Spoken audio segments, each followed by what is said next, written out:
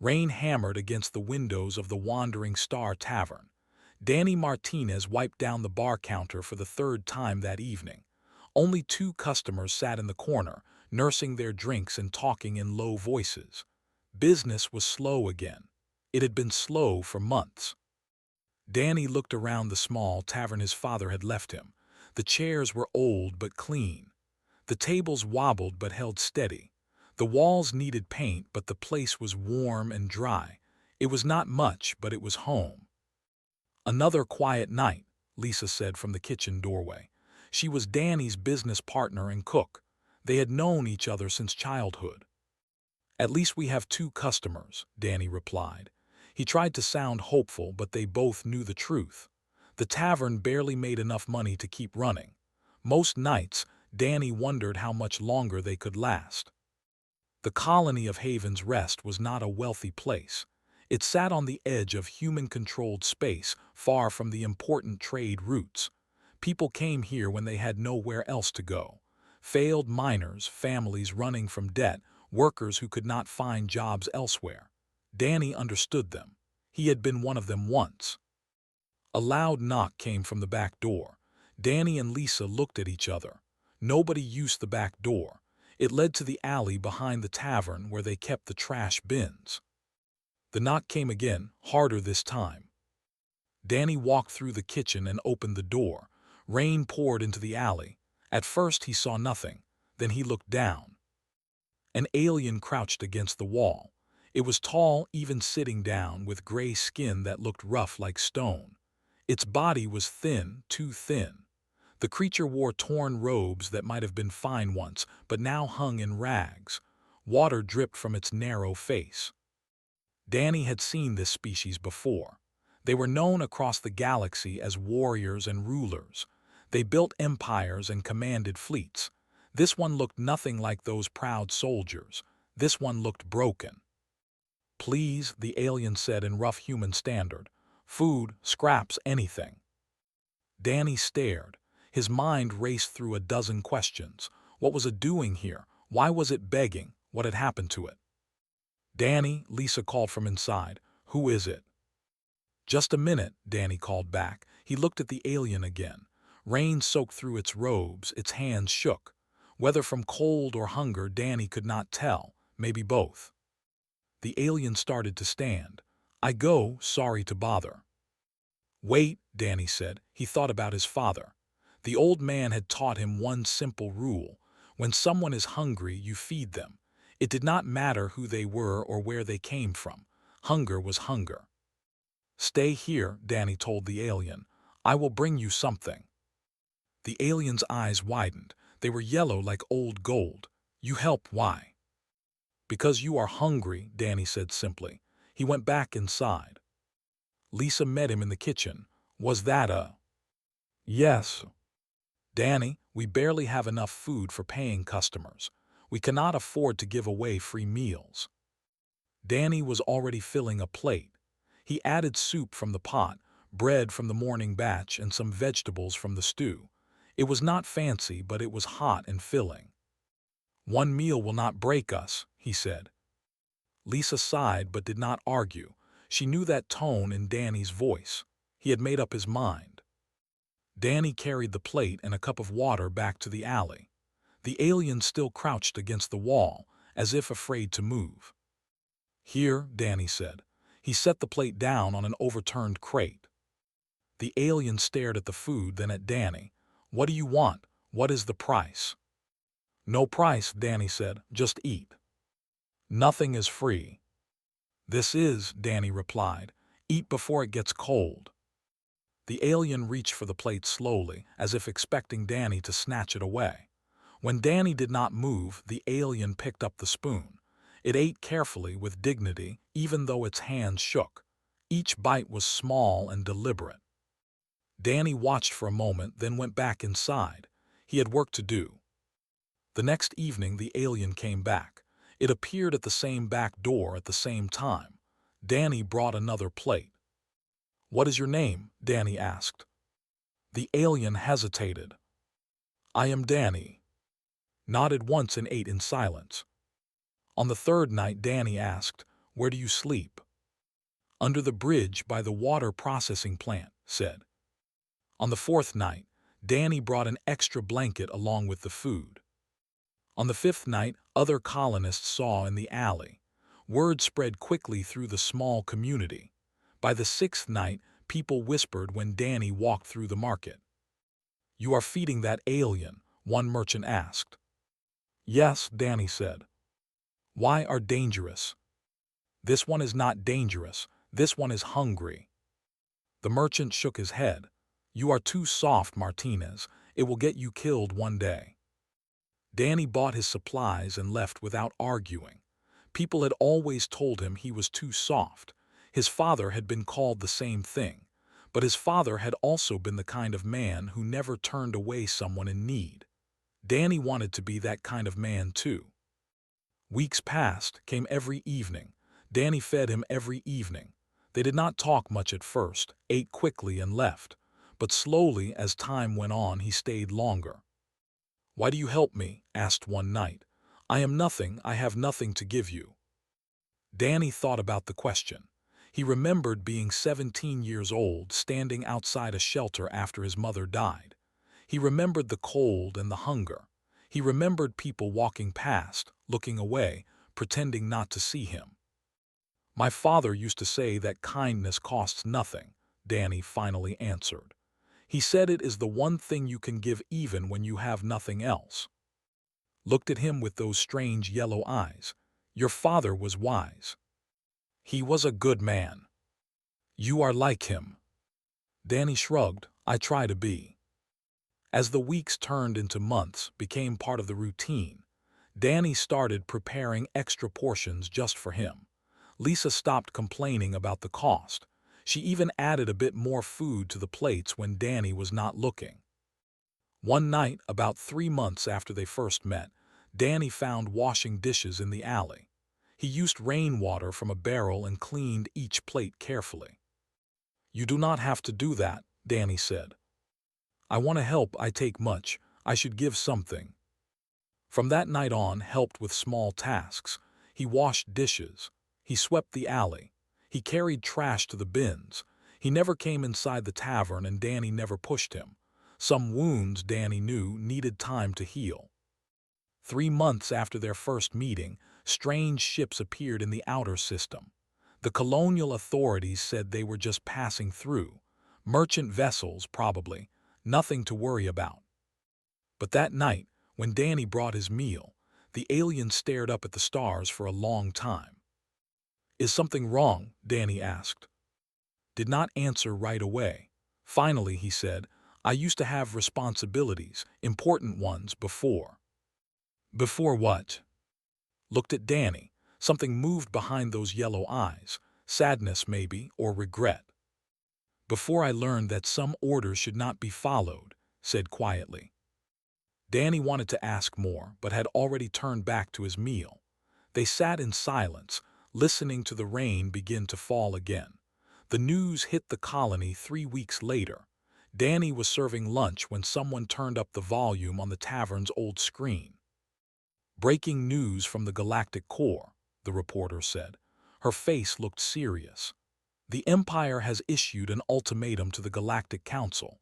They are demanding the return of a high-ranking official who they claim is hiding in Council space. The Empire has threatened military action if their demands are not met within 30 days. The tavern went quiet. Everyone stopped eating and watched. "The Council has refused the demand," the reporter continued. "They cite individual sovereignty and asylum laws. However, 3 Council outposts have already been destroyed by warships in the past week. The Empire appears serious about their threat." "Turn it off," someone muttered. "Those politics do not affect us out here." But others were not so sure. Worried conversations filled the tavern for the rest of the day. That evening came to the back door as usual, but something was different. He kept looking at the sky. His hands shook more than normal. Danny brought the food and sat down on an old crate across from him.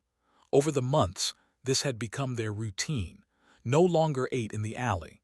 Danny had cleared out a corner of the storage room and sat there now, sheltered from the weather. "Did you hear the news?" Danny asked. Nodded slowly, "Yes. This official they are looking for, do you know who it is?"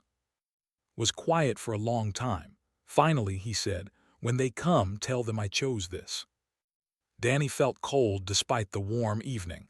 "What do you mean, who is coming?" But changed the subject. "Why do humans help those who cannot repay them? I have wondered this for months." Danny considered the question. "I guess because everyone deserves dignity. It does not matter what someone can give back. What matters is that they are alive and need help." Stared at his plate. Humans are strange but worthy, very worthy. Something in his tone worried Danny, but before he could ask more questions, stood and left. Danny watched him walk away into the darkness. The next morning, Lisa found Danny staring at the news feed on his data pad. "Another outpost gone," Danny said quietly. "That makes 5 now. The fleet is moving through sectors like a storm." "We are too far out here," Lisa said. "They will not come to Haven's Rest. We are nobody." Danny wanted to believe her. The colonial governor gave a speech that afternoon, saying the same thing. Haven's Rest was too small, too unimportant. The Empire was looking for someone important. That person would be hiding somewhere significant, not on a backwater colony. But Danny thought about staring at the stars. He thought about the words, "when they come." Days passed. The news got worse. Warships destroyed 2 more outposts. They broadcast the same message each time: return the exile or face consequences. Some of the wealthier colonies began evacuating. Transport ships charged huge prices for passage to safer systems. Most people on Haven's Rest could not afford such trips. They were stuck here, hoping the storm would pass them by. 1 week after the news broke, Danny noticed people staring at him in the market again. The whispers were different now. Hostile. "You are still feeding that?" a woman demanded. "Are you crazy? They are killing people across the galaxy." "Is not killing anyone," Danny replied. "He is one of them. He is the enemy. He is a hungry old man who needed help." The woman spat on the ground near Danny's feet. "Your kindness is going to get us all killed." That night Danny found a crowd outside the tavern. About 20 people, many he recognized as neighbors. Some carried tools that could be weapons, pipes, heavy wrenches. One man had a plasma cutter. "We want the alien gone, Martinez," the man with the plasma cutter said. His name was Greg, and he owned the repair shop down the street. "Is not here," Danny said calmly. "He only comes at night." "Then we will wait." "No, you will not." Lisa appeared beside Danny, holding her father's old plasma rifle. It was a relic from the colony wars, but it still worked. "This is private property. You are trespassing." "We are trying to protect this colony," said. "That alien could bring the Empire down on us." "Has done nothing wrong," Danny said. "He is just trying to survive." "You do not know what he is," someone else shouted. "You do not know what he has done." Danny stepped forward. "Then tell me, what has he done? Has he hurt anyone here? Has he stolen? Has he threatened anyone?" "Silence." "He helps me wash dishes," Danny continued. "He sweeps the alley. He eats 1 meal a day and says thank you. That is all he does." "It is the principle," said, but his voice was less sure now. "Are dangerous. So are humans with weapons, standing outside someone's home," Lisa said coldly. Officer Pete pushed through the crowd then. He was the colony's head of security, an older man with gray hair and a tired face. "Everyone go home," he said, "now." The crowd grumbled but dispersed, gave Danny a long look before leaving. Waited until everyone was gone, then he turned to Danny. "I cannot protect you if this gets worse," he said quietly. "Some people are scared. Scared people do stupid things." "I am not turning away because people are afraid," Danny said. "I know, your father was the same way," sighed. "Just be careful, son." After left, Lisa lowered the rifle. "This is getting dangerous, Danny." "I know." But you will not stop. Would you? Lisa was quiet for a moment. Then she smiled, tired but real. No, I guess I would not. When arrived that night, Danny told him about the crowd. Immediately turned to leave. I will go. I bring danger to you and everyone else. Danny blocked his path. Where will you go? I will find somewhere else, far from here. To starve alone somewhere, Danny shook his head. No, you stay. Daniel Martinez, you do not understand. Then explain it to me. Danny had never used full name before. It felt important now. Tell me who you are. Tell me why the Empire wants you. Shoulders sagged. He looked older suddenly and more tired than Danny had ever seen him. I was someone important once, said slowly. A high prelate, third in command of the entire empire. I led fleets. I commanded millions. Danny tried to process this. The thin, ragged alien in front of him had commanded millions. What happened? Danny asked. War happened, the empire changed. It became cruel, it forgot its honor, sat down heavily. They gave me an order, execute prisoners of war, thousands of them, including children. Danny felt sick. I refused, continued. I said it violated our ancient codes, our honor, but the high command did not care about honor anymore. They cared about power and fear. He looked at Danny. So I fled. I became an exile. I came here to disappear, to die in peace. And now they have found you. I think so, the ships in the outer system. They are searching. Stood. I should leave. If I am here when they arrive, they will destroy this colony to get to me. Then we move you inside, Danny said. You stay in the storage room. We lock the doors. We do not tell anyone. Daniel, you cannot. Yes, I can. This is my tavern, my choice. Danny met's yellow eyes. My father always said everyone deserves a second chance. You refuse to murder children. That is not something you should die for. That is something you should be honored for. His voice was rough. Humans, you are all insane. Probably, Danny agreed. Now come inside, it is going to rain. Over the next week, stayed in the storage room during the day. At night, he helped Danny and Lisa clean up after closing. They talked more now, told stories about culture, about their history and their honor codes. Danny told stories about his father, about growing up on Haven's Rest, about his dreams of making the tavern successful. Lisa warmed to too. She taught him how to cook human food. He was a quick learner. You know, Lisa said one night while they washed dishes together, you speak perfect standard now. I think you always could. Smiled slightly. When you are begging, it is better if people think you are simple. They feel less threatened. That is sad, Lisa said. That is survival. The ships in the outer system moved closer. Colonial sensors tracked them daily. They were big, really big, warships. On the 14th night after the crowd incident, Danny found standing outside, staring at the stars. They will be here soon, said. 2 days, maybe 3. How do you know? I know their patterns, their tactics. I helped write them. He turned to Danny. I am sorry, Daniel Martinez. I am sorry for bringing this to your door. You did not bring anything.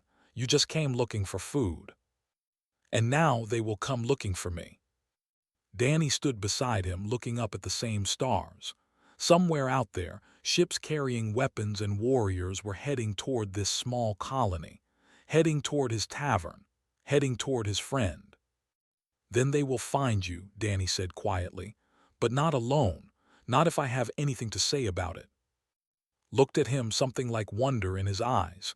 You would stand against the Empire, for me. Danny thought about the question. He thought about his father's lessons, about kindness costing nothing, about everyone deserving dignity, about doing what was right even when it was hard. Yes, Danny said simply, I would. Above them, the stars looked cold and distant. But standing there together, two beings from different worlds, Danny felt warm. Whatever came next, they would face it together. The storm was coming, But Danny Martinez had never been one to run from storms. Dawn broke over Haven's Rest with the sound of thunder. But it was not a storm. Two massive shapes descended from the sky, blocking out the morning sun. Warships. Each one was bigger than the entire colony settlement. Their hulls were dark metal, covered in weapons that looked like the teeth of some great beast.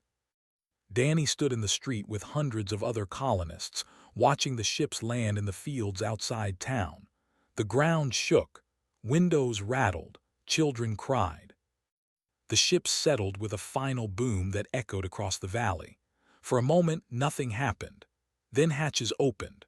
Warriors marched out in perfect rows, hundreds of them, all wearing armor that gleamed in the rising sun.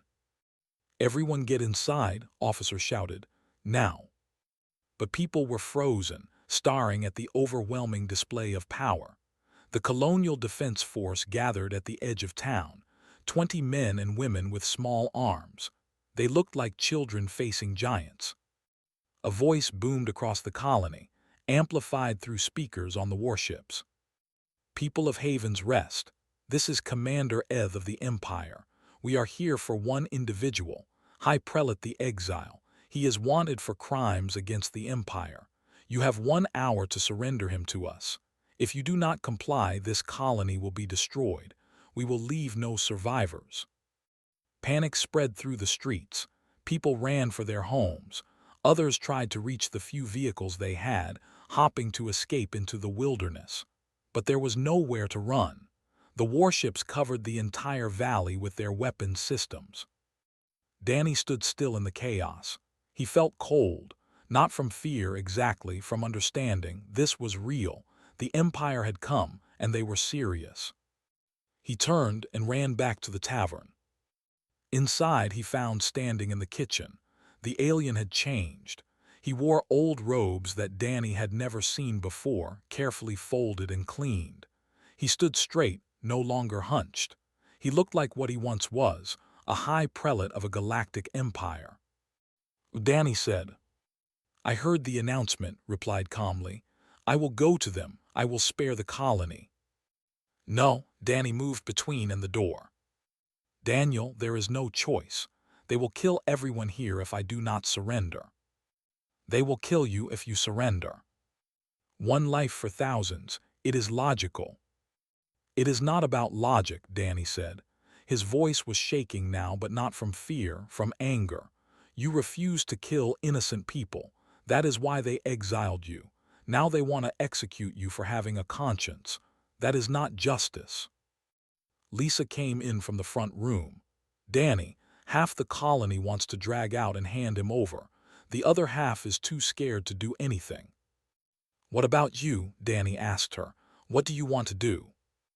Lisa looked then at Danny. She had known Danny since they were children. She knew that look on his face.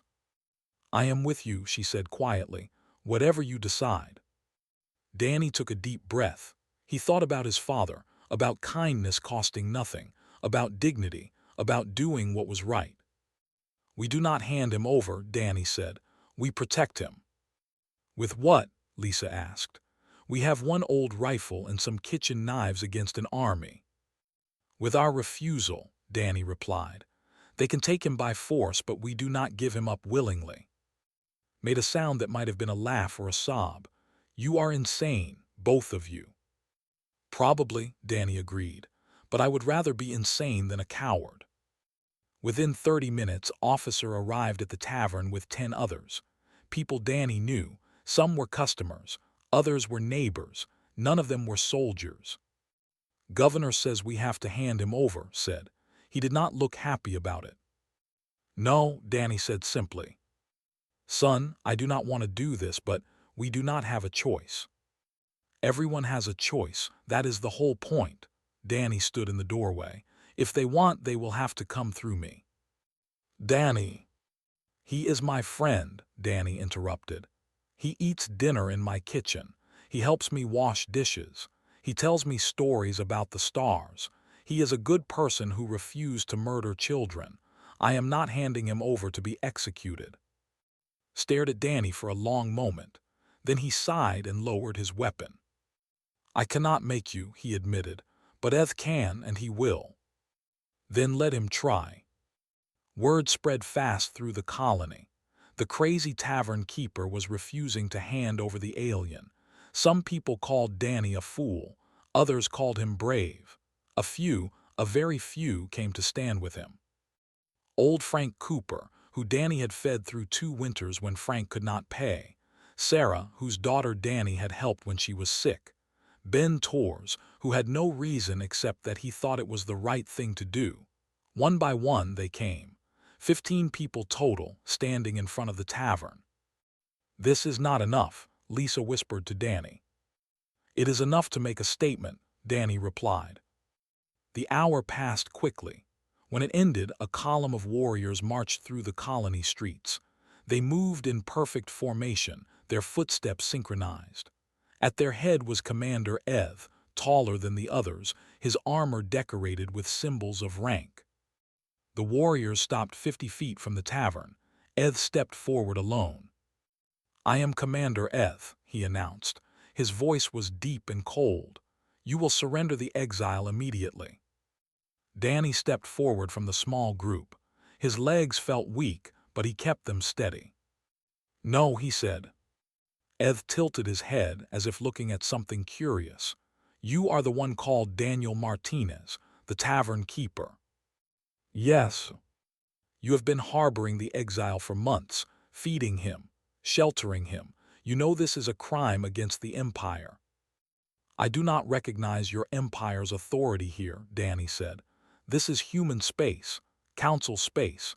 You have no right to demand anything. We have the right of force. Eth gestured at the warriors behind him, then at the warships in the distance. You have nothing. You are nothing. Stand aside. No. Eth was silent for a moment. Why do you protect him? What has he given you? What is he to you?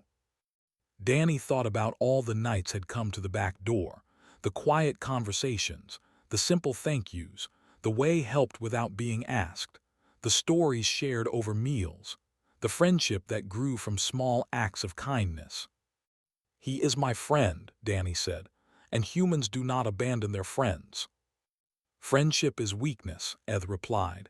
It clouds judgment, it makes you vulnerable. Maybe, Danny agreed, but it also makes us human, and I would rather be weak and human than strong and cruel. Eth's eyes narrowed. I can kill all of you right now with one command. Then you will have to. Danny felt the others move closer behind him, standing firm. But we will not hand him over. If you want, you will have to murder us to get to him. For a long moment, nothing happened. The 2 groups faced each other. 15 humans against 50 warriors. It was not a contest. Everyone knew it. Then stepped out of the tavern. No, Danny said, but walked past him. The old alien moved slowly with dignity until he stood between Danny and Eth.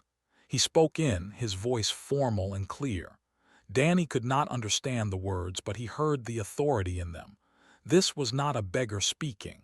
This was a high prelate. Eth responded in the same language. The 2 spoke back and forth for several minutes. Finally, turned to Danny.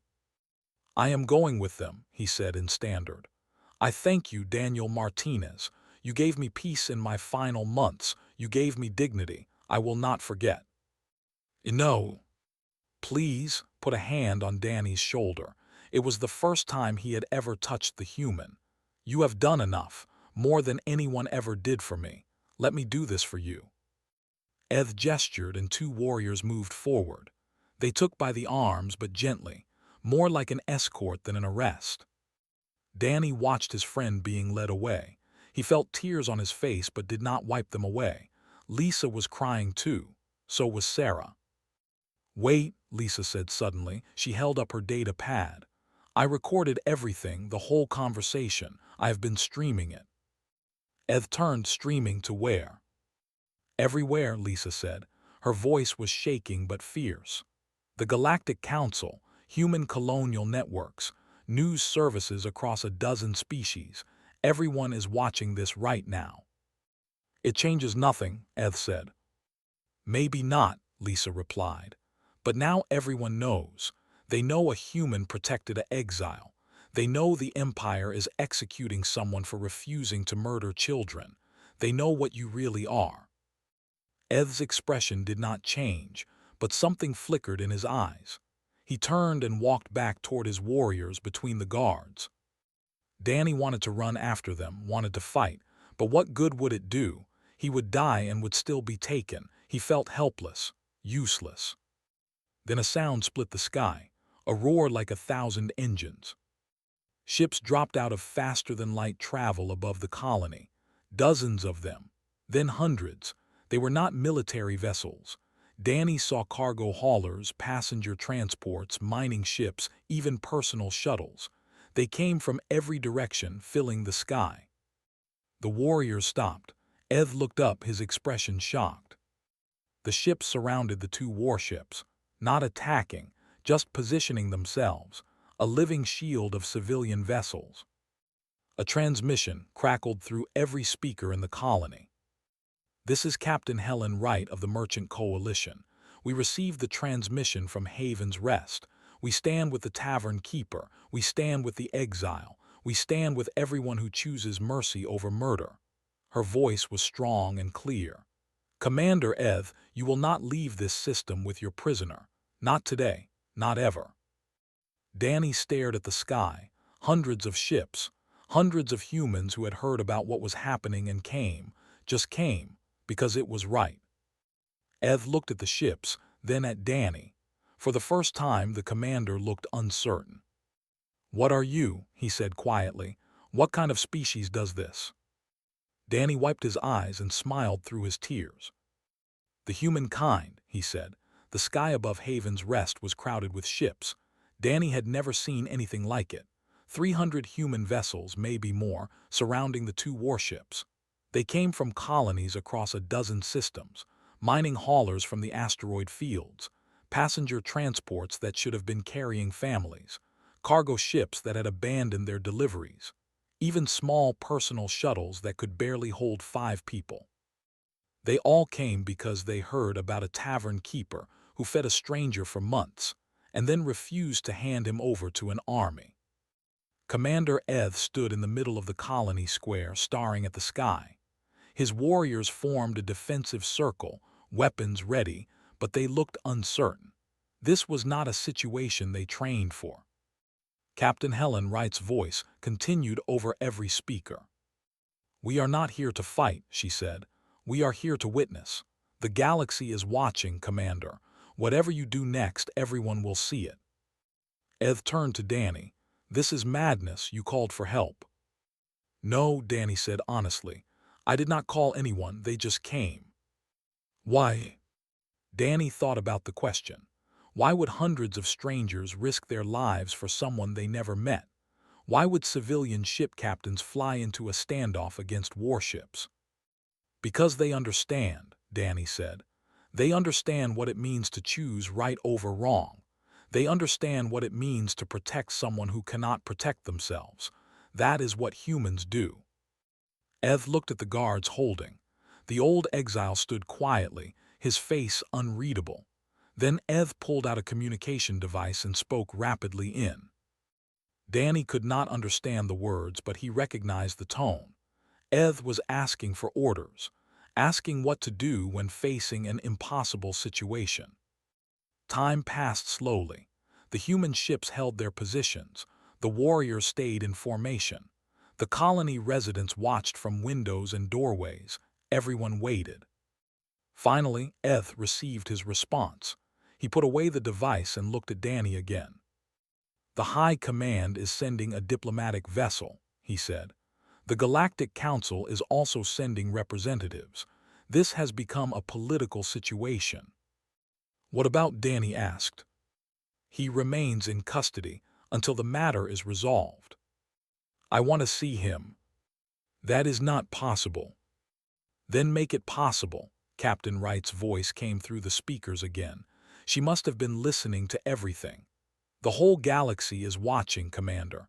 Let the human talk to his friend, or prove that your empire truly has no honor left." Eth's jaw tightened. For a moment, Danny thought he would refuse. Then the commander gave a sharp nod. "You have 10 minutes, inside my ship. You will be escorted at all times." Danny looked at Lisa. She nodded encouragement. Officer stepped forward. "I am going with him," said. "One human only," Eth replied. "Then just me," Danny said too. "It is okay." The walk to the warship felt like walking to the edge of the world. The ship loomed above them, dark and threatening. Warriors lined the path, watching Danny with cold eyes. Inside, the ship was all metal and sharp angles. Everything was efficient, designed for war. Nothing was comfortable. Nothing was soft. This was a machine built for one purpose: destruction. They took Danny to a small room. Sat inside, his hands bound but not chained. He looked up when Danny entered. "Daniel," said softly. Danny sat across from him. A guard stood by the door, but Danny ignored him. "Are you okay?" Danny asked. "They have not hurt me. They are actually being respectful," managed a small smile. "I think your human fleet is making them nervous." Hundreds of people came. I did not ask them to. They just heard what happened and came. Shook his head in wonder. 3 months ago I was starving in an alley. No one cared if I lived or died. Now hundreds risk their lives for me, because of you. Not because of me, because of what is right. To humans, maybe. To this makes no sense. We do not risk ourselves for outsiders. We value strength and order above compassion. Maybe that is why you ended up in that alley, Danny said gently. Maybe your empire forgot that strength without compassion is just cruelty. Was quiet for a long moment. I thought that for years, but I thought I was wrong. I thought I was weak for thinking it. He looked at Danny. You showed me I was not wrong. You showed me that mercy is not weakness. It is the hardest kind of strength. What happens now? Danny asked. I do not know. The High Command is angry. The Council is involved. Your human fleet has made this a galactic incident. Leaned forward. Daniel, you should let them take me. This will only get worse. More people will be hurt. No. Please. I said no. Danny's voice was firm. You do not get to sacrifice yourself, not after everything. We will find another way. There is no other way. Then we will make one. The guard said something in. Time was up. Danny stood. I will see you soon, I promise. Looked at him with those yellow eyes, full of something Danny had never seen there before. Hope. Outside the ship, more vessels had arrived. Not just human ships now. Danny saw Council security cruisers, diplomatic transports, even some civilian ships from other species coming to watch or support. Captain Wright herself came down in a shuttle. She was a tall woman with gray hair and sharp eyes. She looked like someone who had spent her life in space. You are Martinez? She asked. Yes, ma'am. You have started quite a situation here. I did not mean to. She laughed. No one ever means to start a revolution, but here we are. She looked at the ships. What you did was brave. Stupid, maybe, but brave. I just fed someone who was hungry. You did more than that. You reminded people what we are supposed to be, what humans are supposed to stand for. She handed Danny a data pad. Look at this. Danny looked. The screen showed thousands of messages. They came from across human space. Some were from other species too. Everyone had an opinion about what was happening at Haven's Rest. But most were supportive. Most said the same thing Wright had said. This is what humans should be. This is what makes humanity different. The Council is demanding a peaceful resolution, Wright explained. They cannot afford to have the Empire destroy a colony over one exile, but they also cannot let the Empire just execute someone for refusing to commit war crimes. It sets a bad precedent. So what happens? That is the question. Wright looked thoughtful. Eth contacted his superiors. They are in a difficult position. If they back down, they look weak. If they attack, they look like monsters. Either way, they lose. What about? The Empire wants him dead, but they also want to maintain their reputation as an honorable species. Right now, the whole galaxy thinks they are hunting an old man for having a conscience. Wright smiled. You have put them in check, Martinez. Over the next hours, more diplomatic vessels arrived. The Galactic Council sent a full ambassador team. Human colonial authorities sent representatives. Even some cultural groups sent observers, though they kept their distance from the Empire's warships. Danny went back to the tavern. He tried to work, but his mind was elsewhere. Lisa made him eat something, but the food tasted like dust. They will find a solution, Lisa said. They have to. What if they do not? Then we face whatever comes next, together. That evening, Eth himself came to the tavern. He had 2 guards with him, but they stayed outside.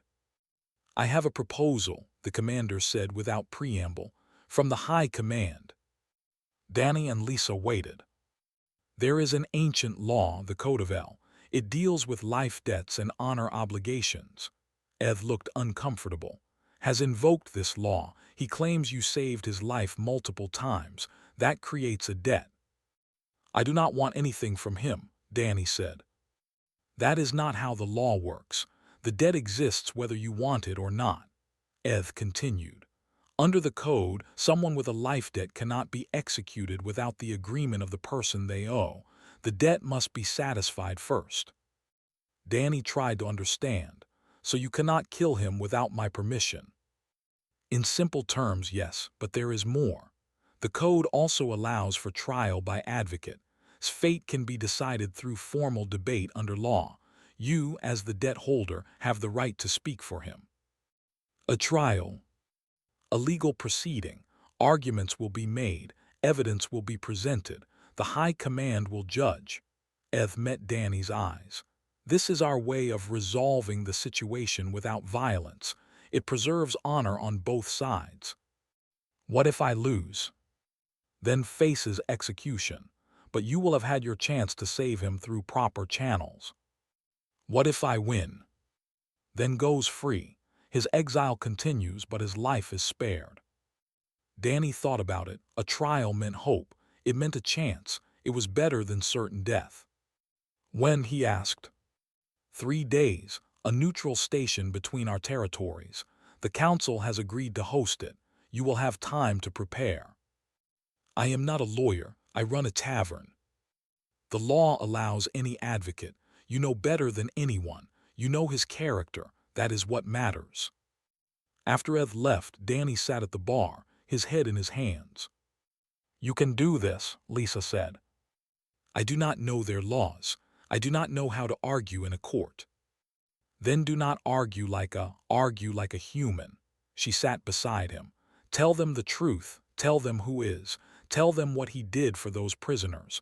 Tell them what he means. Captain Wright sent a message that night.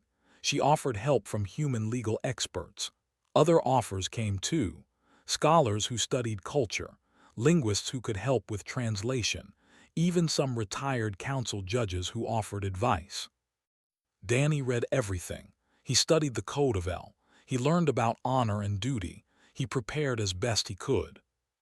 But mostly he thought about the scared, hungry alien who came to his door in the rain, about the quiet conversations in the kitchen, about washing dishes together, about simple kindness between 2 beings from different worlds. If Danny was going to save his friend, that is where the answer would be. Not in complex legal arguments, not in clever tricks, but in the simple truth of who was and what he had done. 3 days later, Danny boarded a transport bound for the neutral station. As they lifted off, he looked down at Haven's Rest. The human fleet still surrounded the warships, still watching, still waiting. The whole galaxy was watching now, waiting to see if a tavern keeper could save his friend. Danny took a deep breath and prepared for the fight of his life. The neutral station was massive, built by the Galactic Council for meetings between species. The trial chamber was circular, with seats rising in tiers around a central floor.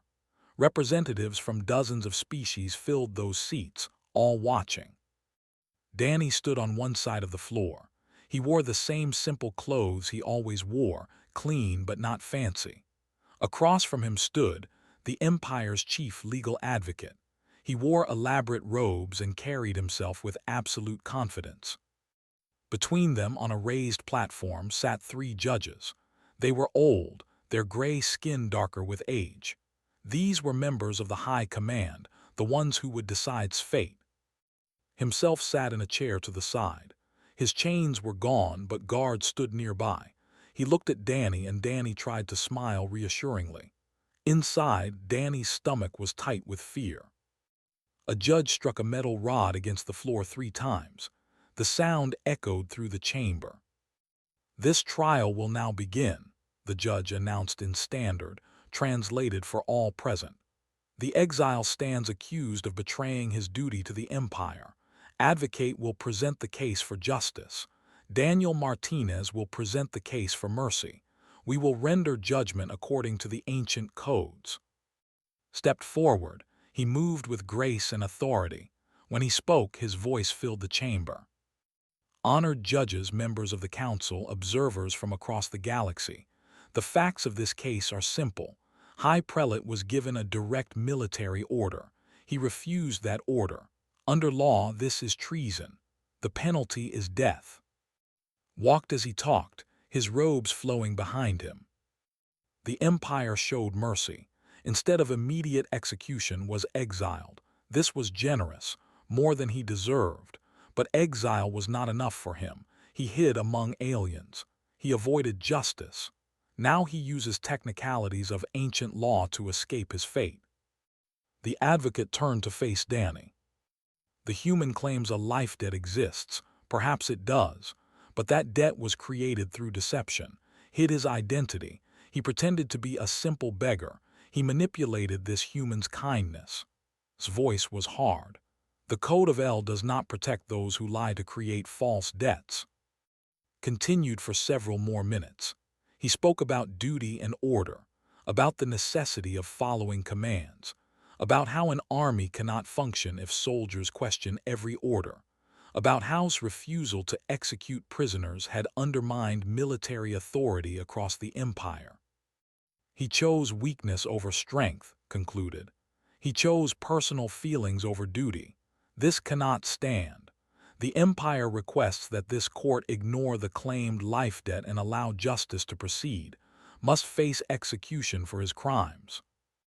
The judges nodded, returned to his position looking satisfied. One of the judges gestured to Danny.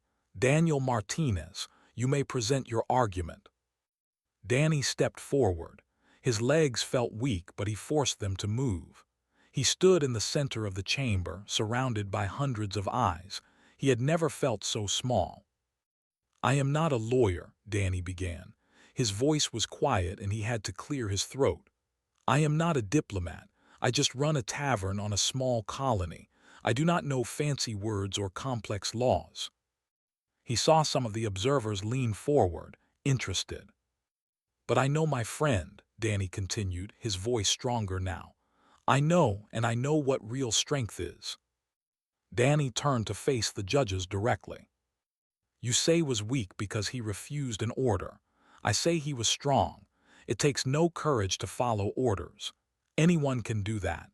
It takes real courage to stand alone and say no when you know it will cost you everything." He began to walk the way he had. Was ordered to execute prisoners of war. Not soldiers, not warriors, prisoners who had already surrendered, and children. He was told to kill children. Danny let that sink in. He refused. He said it violated your ancient honor codes, the same codes this trial is based on, the same codes that say a warrior should protect the weak, not slaughter them. Danny stopped walking and looked at. "The advocate says the Empire needs order, that soldiers must follow commands. But what happens when the commands are wrong? What happens when following orders means abandoning everything you claim to believe in? Had a choice, obey and become a murderer of children or refuse and keep his honor. He chose honor. That is not weakness. That is the strongest thing anyone can do." He turned back to the judges. "You want to know about the life debt? Let me tell you how it started. 3 months ago came to my back door during a rainstorm. He was starving, he was broken, he had nothing. He asked for scraps, not because he was trying to trick me, because he was dying. Danny's voice got softer, more personal. I gave him food, not because I wanted anything from him, not because I thought he was important. I gave him food because he was hungry and I could help. That is all. Every night after that he came back. Every night I fed him. We talked. We became friends. He helped me wash dishes. He swept the floor. He was kind and gentle and grateful. Danny looked at. His friend's eyes were wet. I did not know who he was. I did not care. He was just an old man who needed help. That is how the life debt was formed, through simple kindness, through one person seeing another person suffering and choosing to help. Danny faced the judges again. The advocate says this debt is false because hid his identity, but the debt is real because my kindness was real. I did not help a high prelate. I helped a person. That is what matters. The chamber was completely silent now. Everyone listened. You say betrayed the empire. I say the empire betrayed itself. Your ancient codes talk about honor, about protecting the weak, about being strong enough to show mercy. Followed those codes. He protected the weak when his commanders told him to kill them. He was the one being honorable. They were the ones who betrayed your traditions. Danny's voice rose with passion. The empire did not exile because he was weak. They exiled him because he reminded them of what they should be. He showed them their own shame. They would rather kill him than face that truth. He took a breath, calming himself. When came to Haven's Rest, he could have demanded help. He was a high prelate. Even in exile, he had authority. But he did not use it. He came as a beggar. He accepted charity with grace. He said thank you. He helped without being asked. He lived with dignity even when he had nothing. Danny walked toward where sat. This is who you want to execute. A man who refused to murder children. A man who chose honor over career. A man who lived in poverty rather than compromise his values. A man who helped others even when he was starving himself. Danny turned back to the judges one last time. The advocate asked what I want. I want you to see the truth. Real strength is not following orders blindly. Real strength is standing alone for what is right. Real strength is choosing compassion when cruelty would be easier. Has that strength? He always did. That is why you fear him. That is why you want him dead, because he reminds you of what you have lost. The silence stretched out. Danny stood there, breathing hard, feeling like he had poured out everything inside him.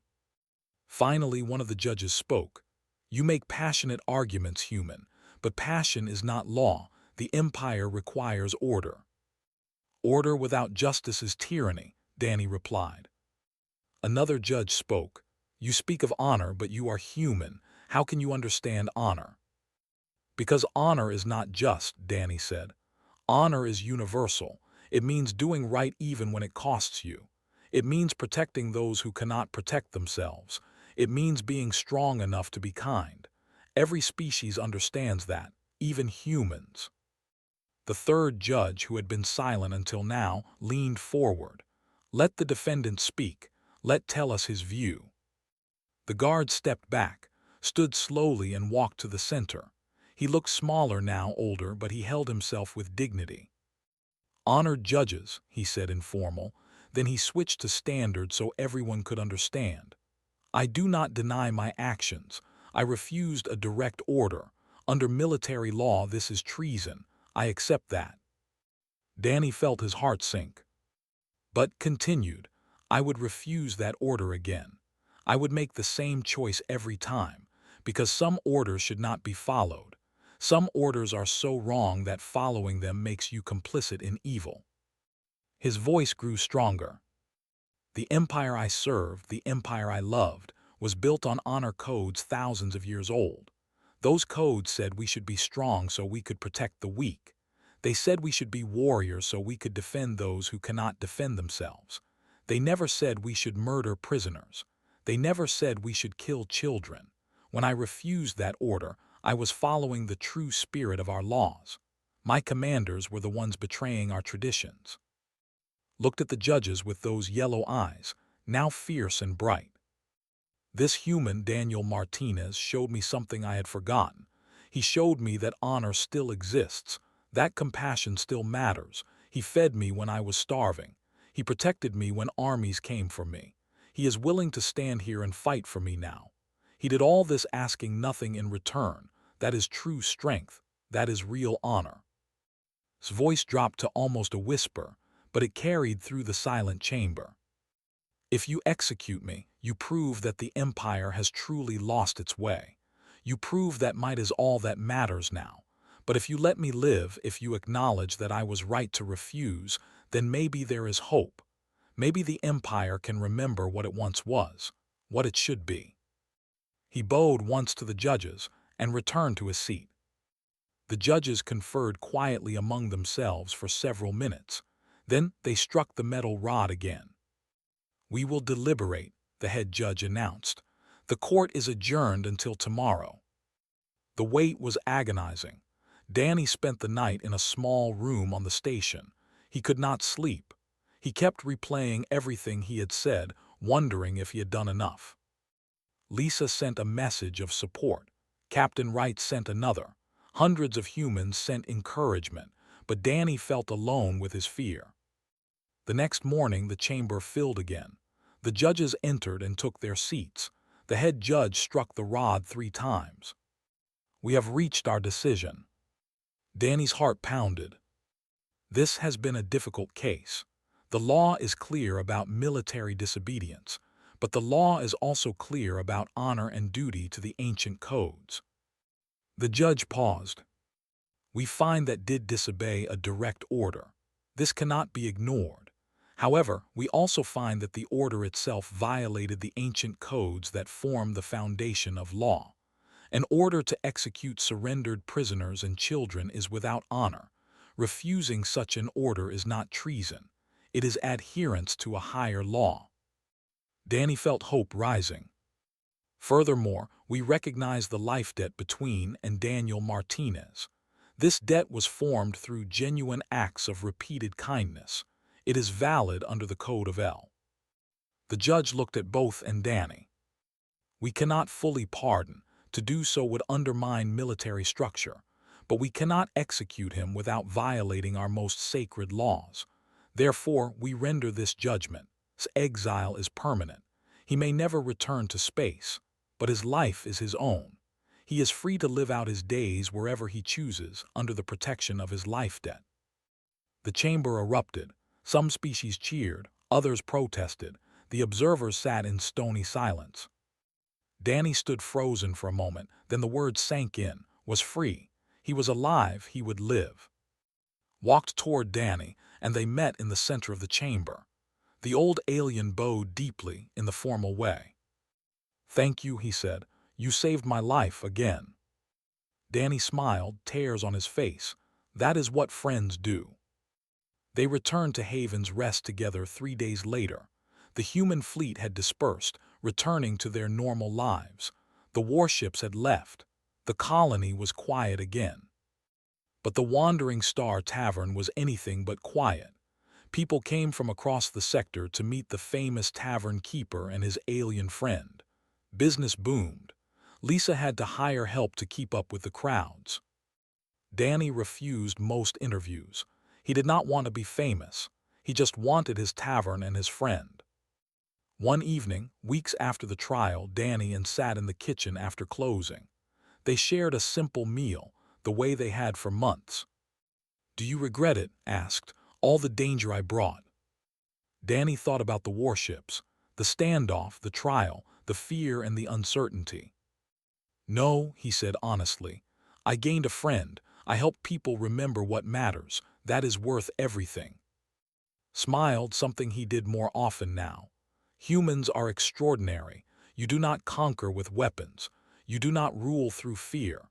You simply extend kindness and let it change the galaxy. We just try to do what is right. That is what makes you extraordinary.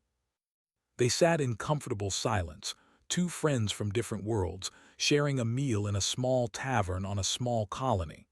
Outside, the stars shone bright. The galaxy kept turning, and somewhere, someone was learning the story of a tavern keeper who fed a stranger and changed everything. Because kindness, simple and freely given, is humanity's greatest strength.